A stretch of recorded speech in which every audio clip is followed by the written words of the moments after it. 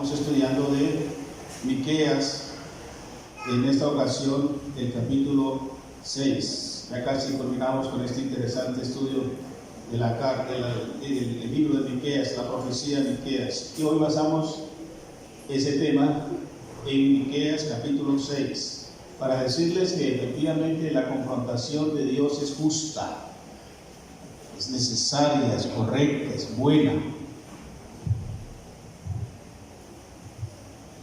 Y les invito a tener una actitud abierta, dispuesta para aquello que Dios quiera hablarnos en esta mañana. Confrontación. Voy a compartir una definición de confrontación, así, para que tengamos en mente, como vamos a hablar de confrontación, lo que es eso de confrontación.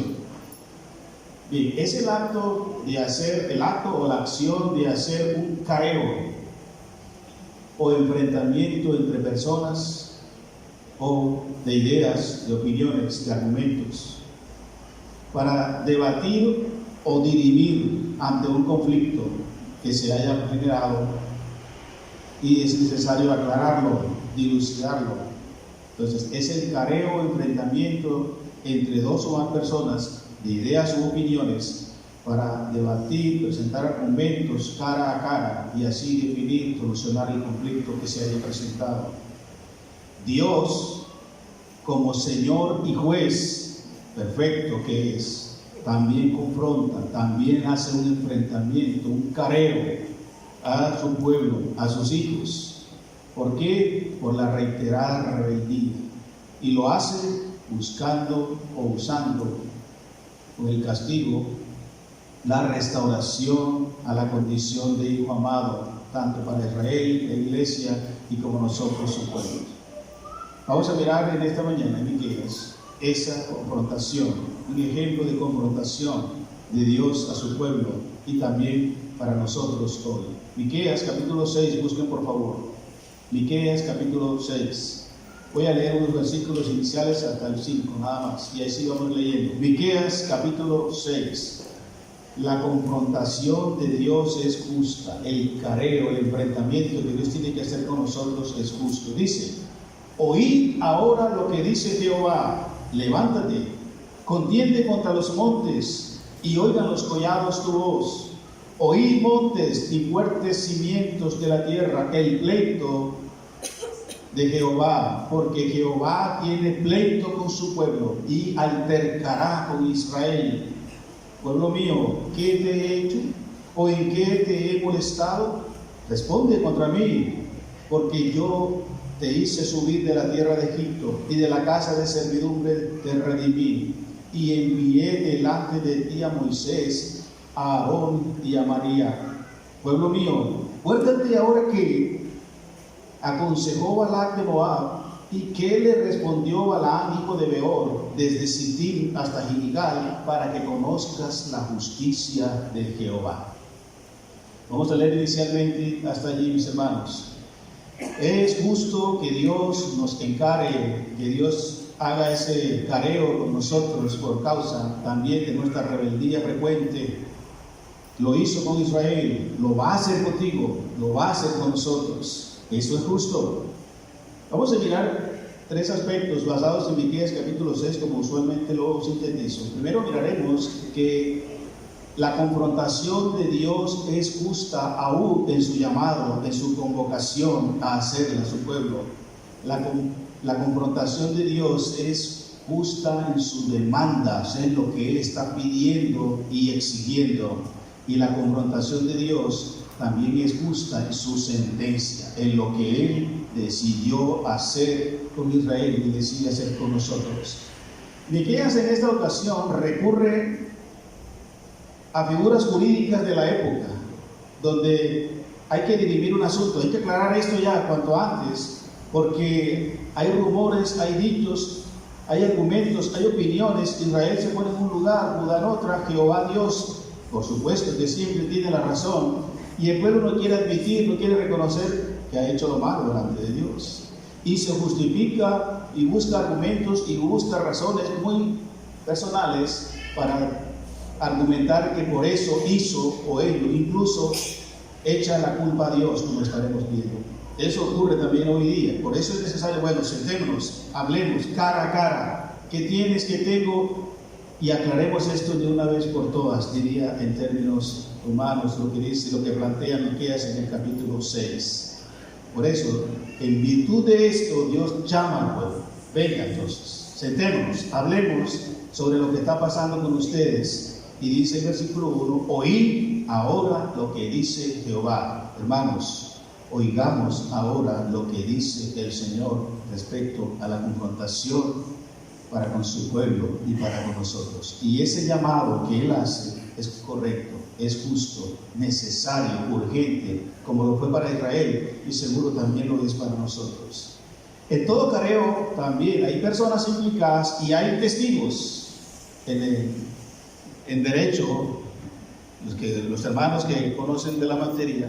Cuando también se va a hacer esa confrontación, se presentan testigos para que den también sus testimonios acerca de la querella, el conflicto, la situación. Y Dios también dice que tiene sus propios testigos en esta situación con respecto al pecado de Israel y a la sentencia que Él ha tomado para con ellos.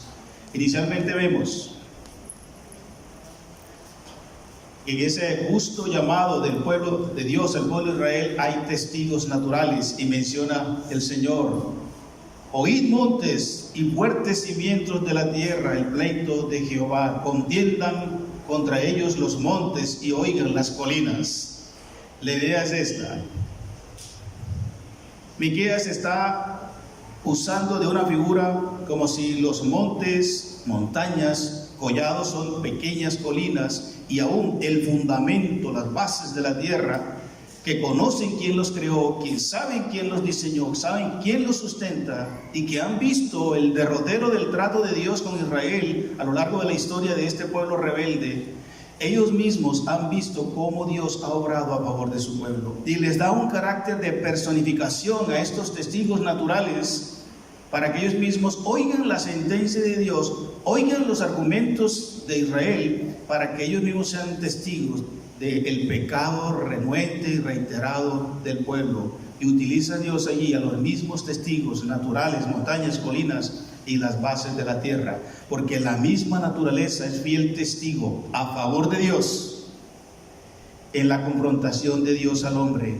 Impío o creyente, la naturaleza siempre está a disposición de Dios. Dice la Escritura misma: los cielos cuentan la gloria de Dios, y el firmamento anuncia la obra de sus manos. Ciertamente para nosotros no es audible en términos humanos, antropológicos, la voz de las montañas, de las colinas, de la naturaleza, pero el que la creó sabe de qué está hablando. Por eso Miqueas alude a esta figura para decir que la misma naturaleza testiguará en contra de ustedes, oh israelitas, en esta confrontación. Dios presenta a sus propios testigos, y en este caso, naturaleza. La naturaleza que no se deja sobornar, la naturaleza que no se deja engañar, como lo pudiera hacer cualquier ser humano. Por eso Miqueas recurre a algo como eso, natural, limpio en sí, porque la naturaleza en sí misma es más limpia que aún nosotros, nuestra conciencia afectada. Es justa en su llamado también, y ahora sí presenta a los implicados, en este caso, los implicados en esta confrontación, seres humanos, usted y yo, el pueblo de Israel en su momento en la profecía de Miqueas. Ese pueblo rebelde que, a pesar de que el Señor lo sacó, como va a decir más adelante Miqueas, lo sacó con mano fuerte, con maravillas expresadas a Faraón y a todo el pueblo de Egipto. Este pueblo injusto que se atreve a quejarse contra el Señor. Versículo 3: pueblo mío, ¿qué te he hecho? ¿En qué te he molestado? Responde ahora. Como si Dios lo que ha hecho es bendecir, guardar, cuidar, liberar, proveer, sostener a Israel. Y lo que ha pedido el Señor es obediencia, sujeción, adoración a Él. Y el pueblo de Israel se molesta contra el Señor. No acepta la reconvención, la reprensión que Dios ha hecho a lo largo de la historia. Y aún dice: ¿qué te he hecho? Para que actúes, procedas, te alejes de mí como lo has hecho. Y aún, ¿en qué te he ofendido? Es la idea del texto más abajo. Como si Dios, en su amor, gracia, justicia y misericordia, hubiese ofendido a Israel. Pero bien, a veces nos pasa a nosotros. Usted y yo, cuando no queremos aceptar que hemos fallado, que hemos pecado, y otro solícitamente, con amor, con afecto, tiene que amonestarnos, reprendernos y también confrontarnos cara a cara, decirnos las cosas, por supuesto con respeto, con bondad y misericordia, no nos gusta.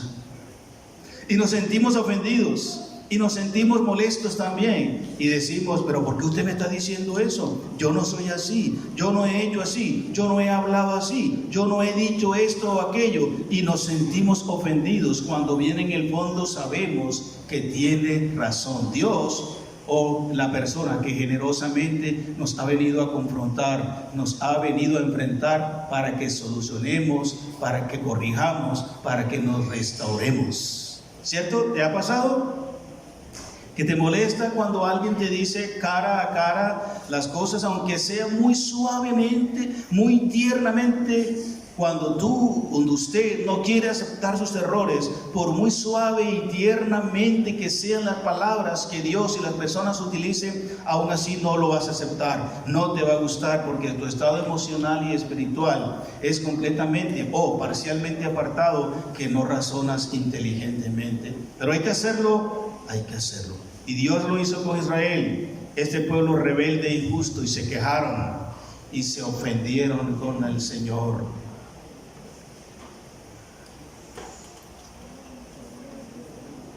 Es justo el llamado de Dios a confrontar cara a cara a Israel por su rebeldía y por su pecado, por su idolatría y por su maldad. Y a continuación, el Señor presenta sus testigos. El Señor se conduce al implicado, Israel, y ahora le dice, mira, estos son mis argumentos por los cuales yo tengo razón en lo que te estoy diciendo. Dice el versículo 4, pueblo mío, después que le dice, pueblo mío, me perteneces, yo te formé, yo te saqué, yo te sustenté hasta ahora. Luego le dice, porque te da la razón, porque yo te hice subires o salir de la tierra de Egipto, y de la casa de servidumbre te redimí, y envié delante de ti a Moisés, a Aarón y a Marta. Hombre, hermanos, el Señor argumenta ahora para con Israel, porque Él sí tiene razón y todo el derecho de confrontarlos. Yo fui quien te proveyó libertad. Te saqué de la tierra de esclavitud, donde no eras nada ni nadie, solo un esclavo al servicio del faraón, al servicio de los egipcios, y no tenías proyección, no tenías proyecto de vida, no tenías sentido de vida, subyugado a lo que los egipcios decidieran por ti. Así el Señor, entonces, en función de sus promesas, lo liberó. De igual manera dice, yo te proveí dirección, te envié a Moisés, envié a Aarón, envié a María, para que te orientaran hacia el lugar, en el camino, en lo correcto que yo ya tenía trazado para ti. Dios proveyó libertad, Dios proveyó dirección y Dios proveyó protección. Esos son básicos 3 argumentos de Dios ahí para confrontar a Israel. Ustedes no son sin lo que yo he hecho a favor de ustedes. En otras palabras, proveyó protección cuando dice, pueblo mío, acuérdate ahora que aconsejó Balac, rey de Moab, y que le respondió Balaam, hijo de Beor. Qué falso, equivocado, mentiroso y engañoso consejo de estos falsos profetas. Y cómo Dios los protegió de esas maldiciones de esos falsos profetas. De igual manera, acuérdate que solo en Jehová es que hay justicia. Dios proveyó protección, protegiéndolos de las maldiciones, y de igual manera otorgándoles sus bendiciones, en este caso su justicia protectora.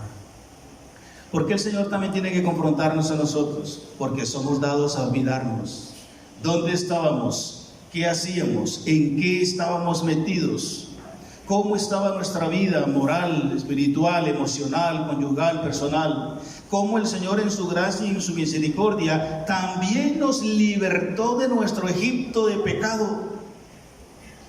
Y también proveyó personas que nos condujeran, que nos orientaran, que nos mostraran el camino correcto, la palabra ideal de salvación, el mensaje del Señor Jesucristo. Y también cómo el Señor nos ha protegido de tanta falsedad religiosa por allí y las maldiciones del pasado y del presente que falsas enseñanzas, religiones o profecías quieran meter a nosotros, como el Señor a través de su palabra y de esos líderes que Dios ha usado en tu vida, maestras, maestros y demás, también ha enviado para proteger. Pero nos olvidamos de eso. Creemos que eso ya no nos importa, que ya yo soy adulta o adulto y suficientemente fuerte como para caminar por mí misma, por mí mismo, y no me interesa lo demás. Esa actitud rebelde, desobediente, insensata también, como Israel, también nos ocurre en la iglesia hoy día, seguro también a usted. Pero bueno, por eso es que se hace necesario que Dios nos confronte y nos diga las cosas en la cara realmente, porque la vida que a veces llevamos, las conductas, actitudes, relaciones y demás dinámicas de nuestras vidas no son correctas, no son ideales.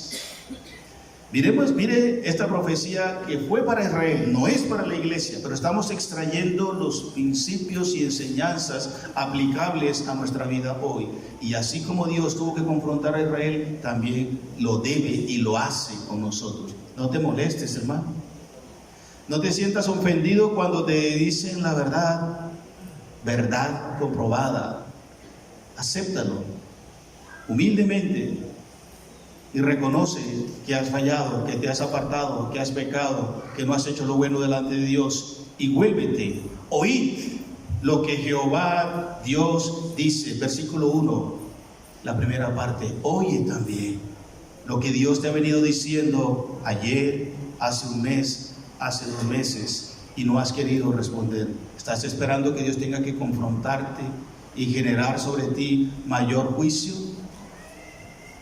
Esos son los motivos de Dios en su momento para Israel. La confrontación de Dios no solo es justa en su llamado, en su convocatoria a dirimir el conflicto con Él por parte de Israel y nosotros también como es iglesia y cada uno en particular, sino que también es justa en lo que Él exige y demanda con justa razón. Mire lo que dice el versículo 6. Vamos todos al versículo 6. ¿Con qué me presentaré ante Jehová? Diría Miqueas en términos o asumiendo la voz del pueblo. ¿Con qué me presentaré ante Jehová y adoraré al Dios Altísimo? ¿Me presentaré ante Él con holocaustos, con becerros de 1 año? ¿Se agrada Jehová de millares de carneros o de 10,000 arroyos de aceite? ¿Daré mi primogénito por mi rebelión, el fruto de mis entrañas por el pecado? Van conmigo, versículo 8. Oh hombre, Él te ha declarado lo que es bueno y pide o exige o demanda Jehová de ti. ¿Qué? Iglesia del Salvador, solamente hacer justicia y amar misericordia y humillarte ante tu Dios. ¿Es justo en la confrontación de Dios? Sí. Es justo también en su demanda, en lo que Él nos está pidiendo una vez más en esta mañana. Como lo hizo con Israel, también lo hace contigo, conmigo. Corregir inicialmente la mentalidad, los pensamientos del pueblo, es lo primero que miraremos en la demanda. Si sigues pensando como piensas, seguirás viviendo como vives. Y seguirás siendo el creyente regulimbis, no claro, sin ninguna identidad clara en tu vida, cayendo, pecando, derrotando, avergonzado, afligido, no viviendo la verdadera vida abundante que en Cristo el Padre te otorgó. Así que lo primero que quiere hacer el Señor en la demanda, en la exigencia al pueblo de Israel como para la iglesia hoy día es corregir la mentalidad. ¿Cuál? Versículo 6. Creer que por las ofrendas que se dan al Señor, Él tenía que aprobarlos, Él tenía que justificarlos, Él tenía que recibirlos. Cualquiera sea lo ofrecido, bien holocaustos, bien ovejas, bien machos cabríos, nada de eso. Se agrada Jehová de millares de carneros o 10,000 arroyos de aceite. Yo sé que esto es una hipérbole aquí. Ríos abundantes de aceite que ellos ofrecieron al Señor. El Señor estaba cansado de todo eso. Mientras ellos pensaban, ojo, tenían en mente que Dios tenía que recibir su ofrenda, y al recibir su ofrenda creían que tenían que justificar sus pecados, cambiando arrepentimiento por ofrenda. ¿Te parece usual eso hoy día? Muchos creen que porque traen a las congregaciones, a las iglesias, cientos o decenas o miles o millones de pesos, dólares y demás monedas, ya con eso pretenden comprar la salvación, el perdón, la gracia o la bendición de Dios.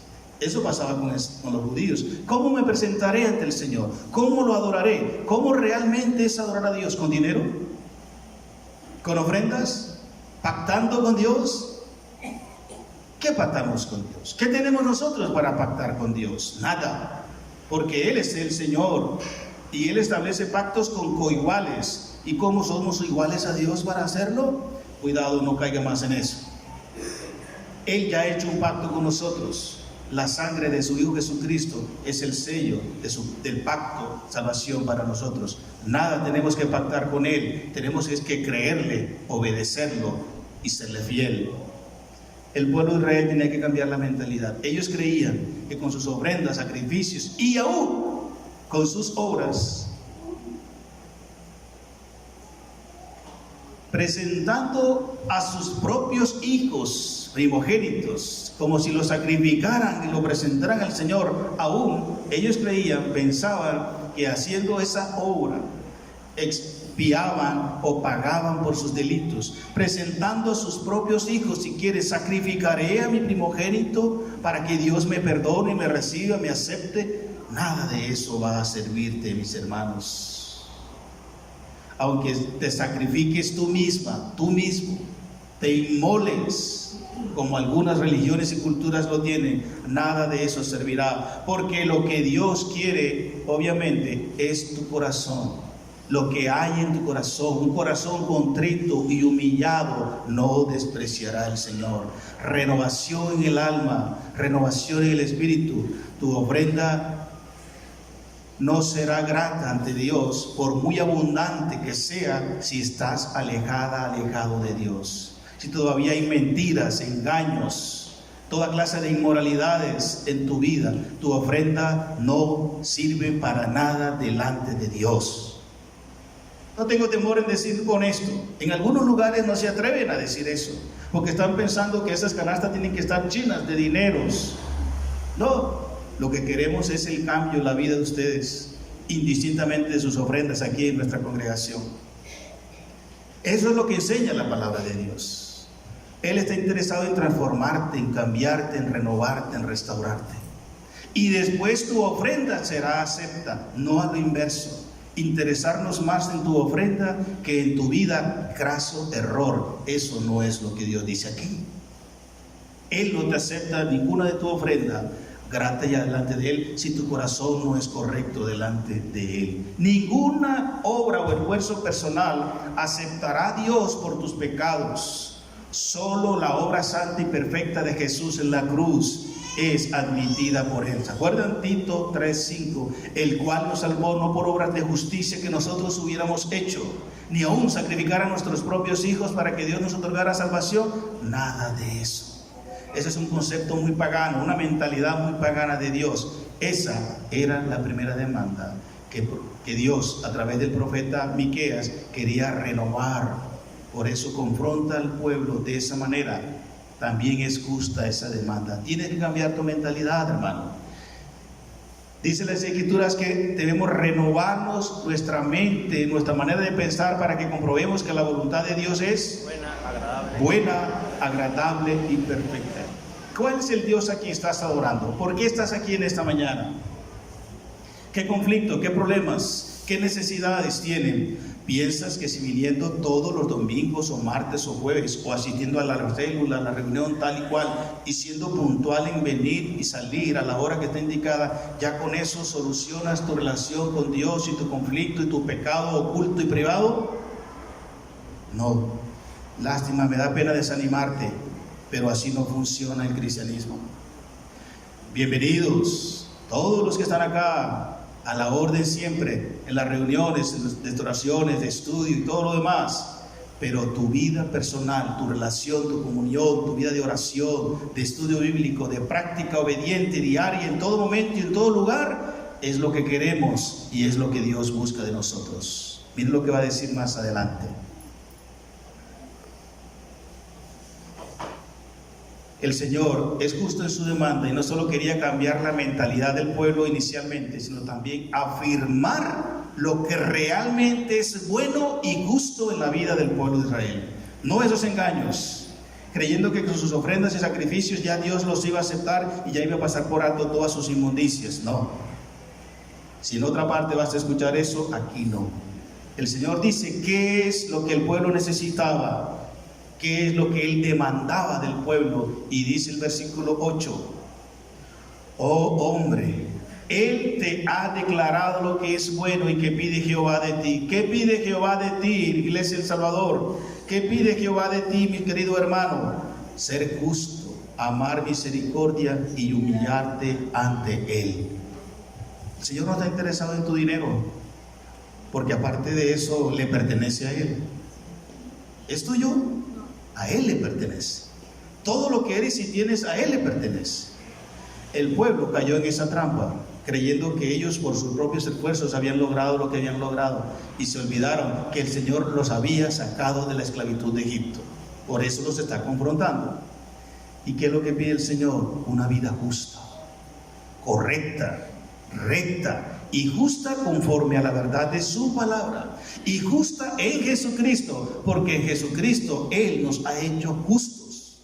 Justificados pues por la fe tenemos paz para con Dios. Ahora somos justos y justificados en Cristo. Hablando para la iglesia, hablando para el pueblo de Israel, ellos tenían que volverse a Jehová Dios en una vida correcta, honesta. Y dos, ser misericordiosos, compasivos, tener amor y mirar también por las necesidades de los demás. No vivir una vida apática, indiferente ante las necesidades de los hermanos y aún de los que no son hermanos, que también son nuestro prójimo. Ser y hacer misericordia.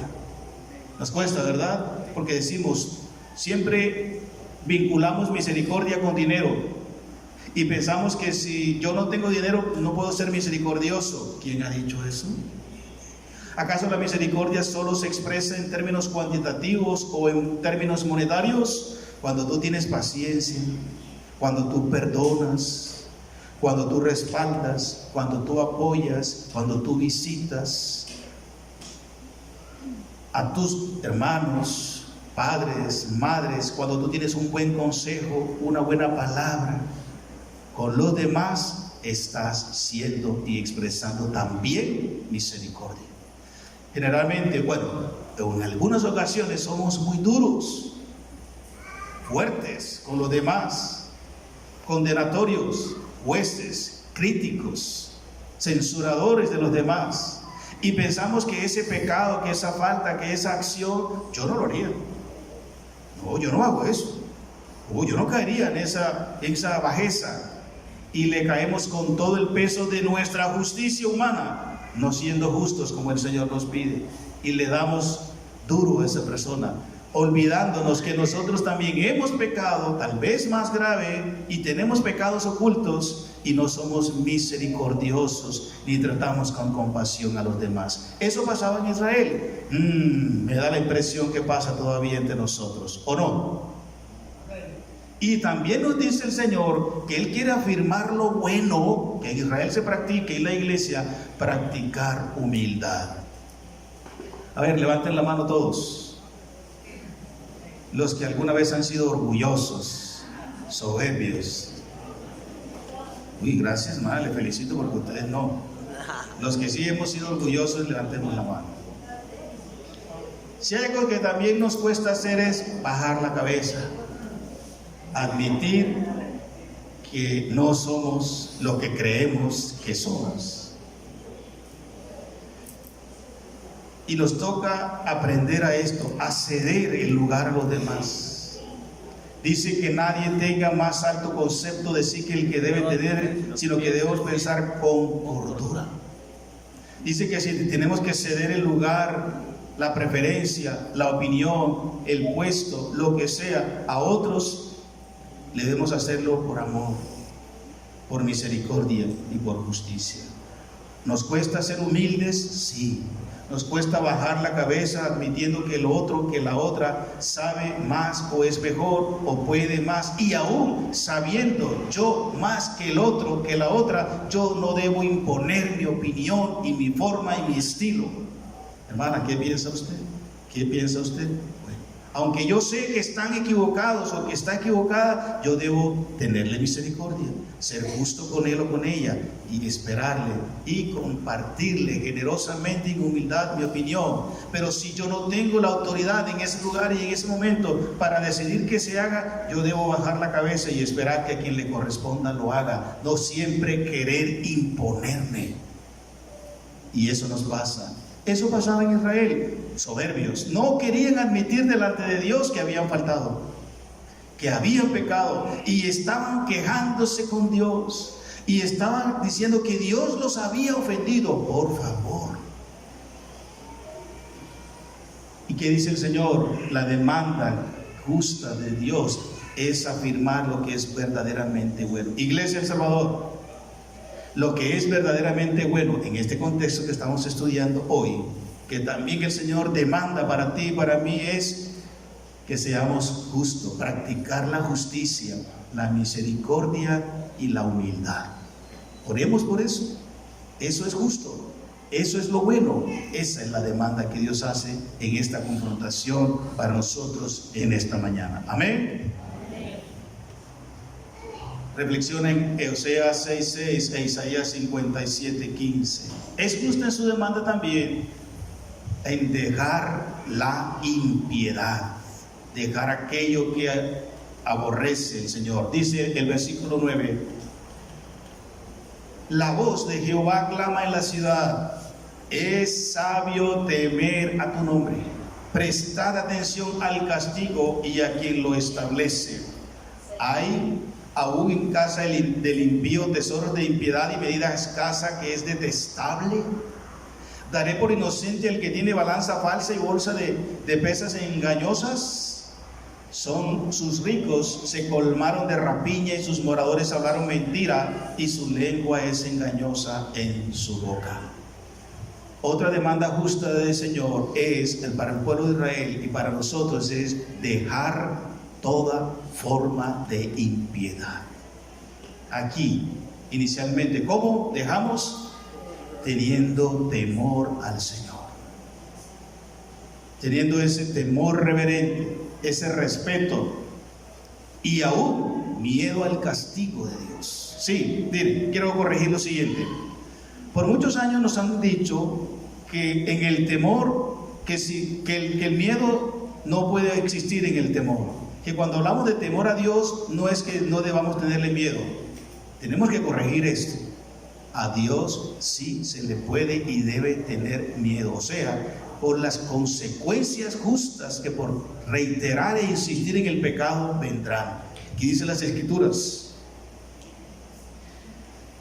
dice el versículo que hemos leído: hay en casa, versículo 9, la voz de Jehová clama en la ciudad, es sabio temer a tu nombre, prestad atención al castigo y a quien lo establece. Prestemos atención. En el temor se presta atención al castigo que vendría sobre nosotros si insistimos en el pecado. Así las cosas. La demanda de Dios para con su pueblo y nosotros es dejar toda forma de impiedad, temiendo a Dios al escuchar su voz y atendiendo a su advertencia, el castigo que estamos hablando y también atendiendo a su autoridad, cuando dice: ¿y quién es quien lo establece? ¿Quién es el que establece este castigo? Dios. En el temor no hay temor, ciertamente. En el amor no hay temor, ciertamente. Y el perfecto amor echa fuera el temor. Si estamos amando a Dios, si amas a Dios, realmente tienes temor de Él, y eso te va a alejar del pecado. Pero cuando no estamos amando y teniendo temor a Dios de manera correcta, pues andamos licenciosamente, y por ello viene el justo castigo de Dios, y a eso hay que temerle. Deja la impiedad. ¿Qué hay todavía de impiedad en tu vida? ¿Qué estás haciendo que crees que nadie se está dando cuenta? Tus pensamientos, ¿cómo son tus palabras? ¿Cómo son tus relaciones en la casa, en el barrio, en el trabajo, en la universidad, en el colegio, en cualquier lugar de la comunidad? Escucha la voz de Dios. ¿Qué te está diciendo? Escúchalo, por favor. Atiende a su advertencia.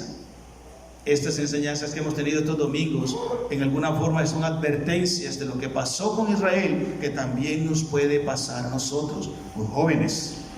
A ver, jóvenes, niños, varones, hermanas, mujeres, también te puede pasar. También nos puede pasar. Por ello, atiende a la autoridad de Dios. Él es el juez, Él es el Señor, Él es nuestro Salvador. Él te lo dice. Con Israel lo hizo, también lo puede hacer, y lo va a hacer contigo. ¿Vas a esperar que Él tenga que confrontarte? ¿Por qué no te detienes antes y haces sendas correctas y derechas delante de Él? Asimismo, es justa la demanda también al dejar la impiedad, abandonando no solo la impiedad, sino también abandonando la injusticia.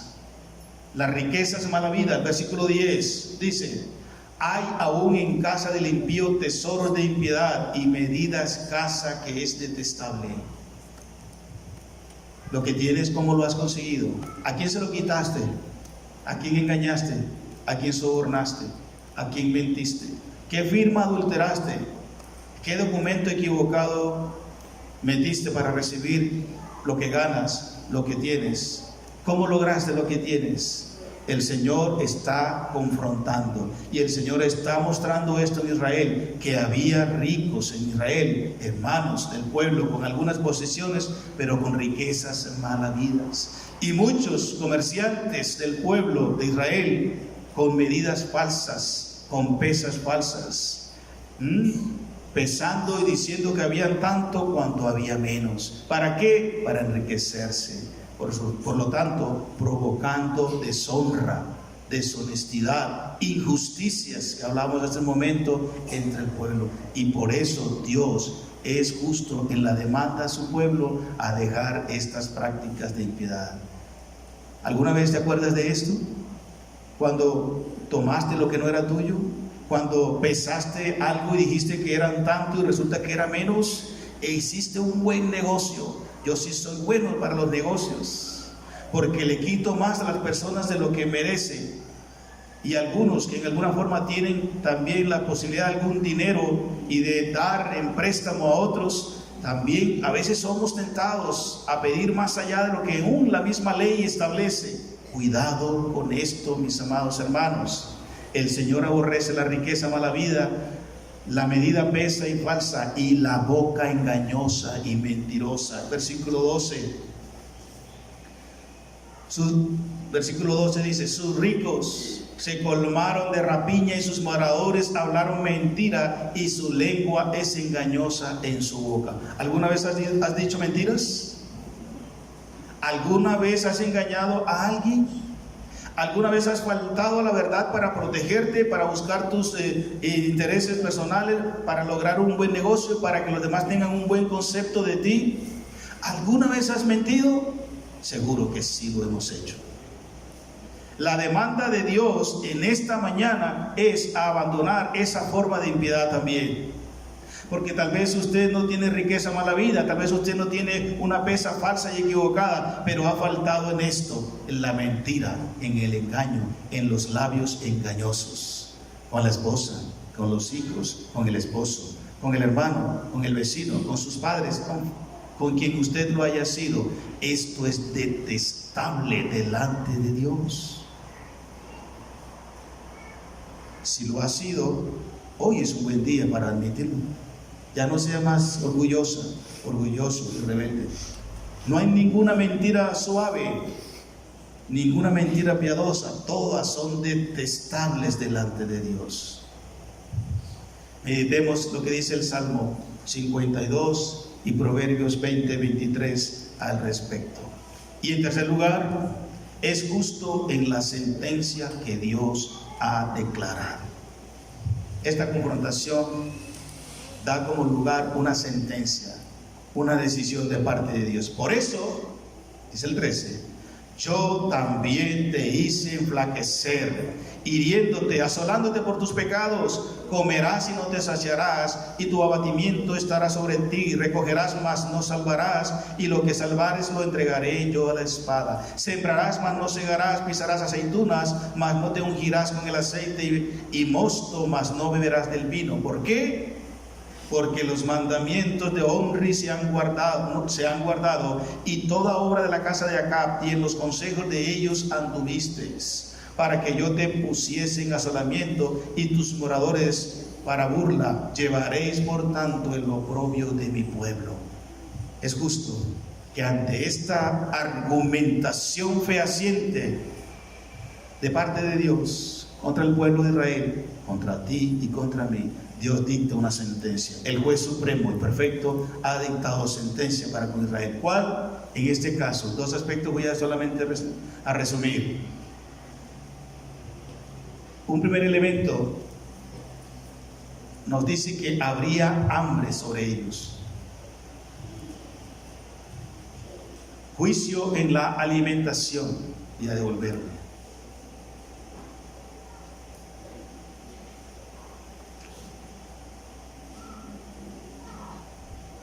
Correcto. Habría juicio en la alimentación. Dios mismo. Miren lo que dice el texto. A veces pensamos que Dios no hace eso, que nuestro Dios es de misericordia y de amor, y Él no va a infligir sobre nosotros castigos a este nivel. Cambiemos la mentalidad y empecemos a conocer al Señor. Por amor y porque lo merecemos, sí lo hace.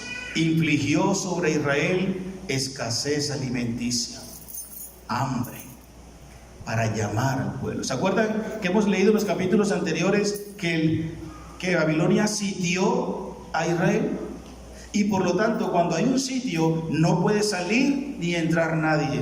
Y los campos productores de alimentación estaban fuera, no en la ciudad, en la zona rural. Y ante esto, al no entrar ni penetrar ni nadie, ningún helicóptero, en esa época no había ninguna ONU, ninguna OEA, ni Colombia, ni los países de Sudamérica que entren a Israel a proveer, en esa época, haciendo una ilustración, podían proveer a Israel de comida.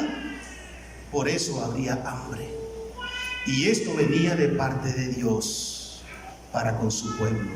Serían afligidos, padecerían hambre y serían enflaquecidos, claro, sin comida. Por lo tanto, vendría eso sobre ellos también. ¿Por qué? Producto del pecado de la nación, producto del pecado de sus líderes, producto del pecado de su clase religiosa, producto de haberse apartado del Señor.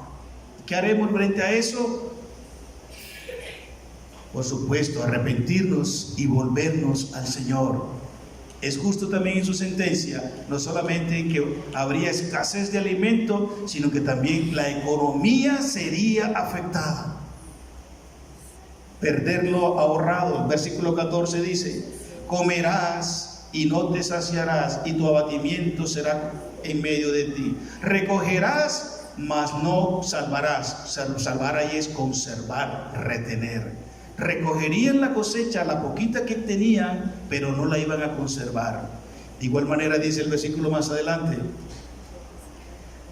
y lo que salvares, lo que retuvieres o guardares, yo lo entregaré a la espada. Ahí está Babilonia rodeándolo, y eso que lograron guardar Babilonia se lo llevaría. Sembrarás, mas no segarás. Pisarás aceitunas para sacar el aceite, mas no te ungirás con el aceite. Mosto para preparar vinos, mas no beberás del vino. Señor, la sentencia que Él dictó sobre Israel sería hambruna y también afectación en la economía. ¿Te parece eso algo raro hoy día? Entre ustedes mismos, en algún lugar, en algunos sectores del mundo, ¿producto de qué? Del juicio, del pecado, a esos lugares, a esas familias, a esas personas. Afectación de la economía, perder lo ahorrado, perder lo invertido, y de igual manera perder lo producido. El versículo 15, la segunda parte dice: mas no te ungirás con el aceite, y mosto no beberás del vino que se produce como tal. ¿Por qué? Porque aún lo producido se va a perder, no lo vas a disfrutar. ¿Es justa la sentencia de Dios? No siempre nos gustan sus decisiones, pero es justo. ¿Y cuál motivo tuvo Dios para tomar esa sentencia? La última parte del versículo 16 nos dice: porque los mandamientos de Omri se han guardado, y toda obra de la casa de Jeacab, y en los consejos de ellos anduviste. Ese es el motivo por el cual Dios tomó esa sentencia: hambruna y afectación de la economía. Dejar la palabra de Dios. Por dejar la palabra, por escuchar los consejos de Omri, una deidad en la época, a través de los sacerdotes. Practicar inmoralidades cuando sigue el modelo de Acab, el rey Acab, hace algunos años. Ya hablamos del rey hace un tiempo. Inmoralidades. Y de igual manera, por seguir otros consejos y no los consejos correctos de la palabra de Dios, que es hacer justicia, misericordia y vivir humildemente. Por ello, Dios toma esa sentencia. ¿Te has alejado de la palabra de Dios? ¿Cuántas veces escuchas, lees, estudias las Escrituras? ¿Tienes tu devocional personal? ¿Dónde te estás reuniendo? ¿A quién estás escuchando? ¿Estás obedeciendo la palabra de Dios? ¿Qué prácticas inmorales todavía hay en tu vida? ¿El modelo de quién estás siguiendo? El pueblo de Israel de Acab, un rey malo que ya estudiamos. ¿A quién te está aconsejando? ¿Quién es tu consejera? ¿Quién es tu consejero? Jóvenes, ¿quién es tu consejero? Adultos, parejas, ¿quién es tu consejero? ¿Es Dios? ¿Es su palabra? ¿Es los líderes que Él ha autorizado para que te orienten en el camino correcto? Acuérdese, Dios proveyó a Israel de Moisés, Aarón y María. ¿Quién es el que se aconseja? El pueblo de Israel. Por apartarse de eso, le vino esa sentencia. A ti, a mí, a la iglesia hoy día, también pudiera venirle lo mismo. Es justo dejar al Señor, es injusto dejar al Señor y a su palabra, pero es justo recibir también sus consecuencias. Ayúdeme, José, por favor. Conclusión. Dios te ama, mi hermano, pero por tu rebelde actitud, abandonar su palabra y seguir en tus obras de pecado, te confrontará con sus justas razones. Si no te arrepientes y dejas esa conducta, también aplicará sobre ti su inminente castigo para conducirte a la restauración. No esperes ser confrontado.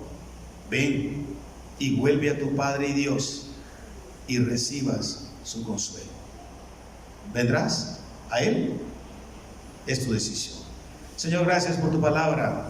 Grandes y maravillosas son tus obras. Has hablado a nosotros una vez más en esta mañana. Por favor, Señor, si hay que confrontarnos, hágalo. Confróntame, confróntanos, confronta a tu iglesia, pero restauranos, pero corrígenos, pero sánanos. Llévanos a hacer justicia, misericordia y ser humildes delante de ti. En el nombre que es sobre todo nombre, Jesucristo nuestro Señor, te lo pedimos. Amén. Amén. Bendiciones, hermanos.